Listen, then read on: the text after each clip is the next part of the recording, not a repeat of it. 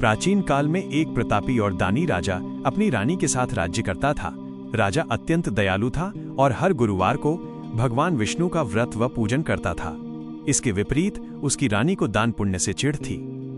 वो मानती थी कि दान देने से राजकोष खाली हो जाएगा।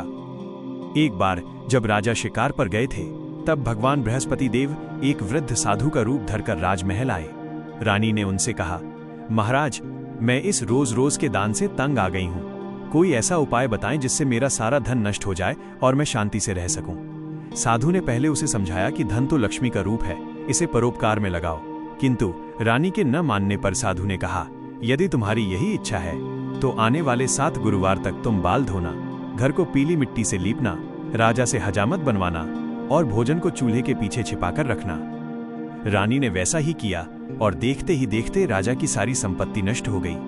राजा दरिद्र होकर परदेश चला गया और रानी अपनी दासी के साथ दाने दाने को मोहताज हो गई। एक दिन भूख से व्याकुल दासी को वही साधु महाराज मिले। उन्होंने दासी को गुरुवार व्रत की महिमा बताई और कहा, अपनी रानी से कहो कि वो चने की दाल और गुड़ से विष्णु जी का पूजन करे। दासी ने अत्यंत श्रद्धा से व्रत किया, जिससे भगवान प्रसन्न हुए। दासी की भक्ति देख रानी को भी अपनी भूल का एहसास हुआ और उसने भी विधि विधान से व्रत शुरू किया। बृहस्पति देव की कृपा से राजा को परदेश में अपार धन मिला और वो वापस लौट आया। रानी का हृदय अब बदल चुका था।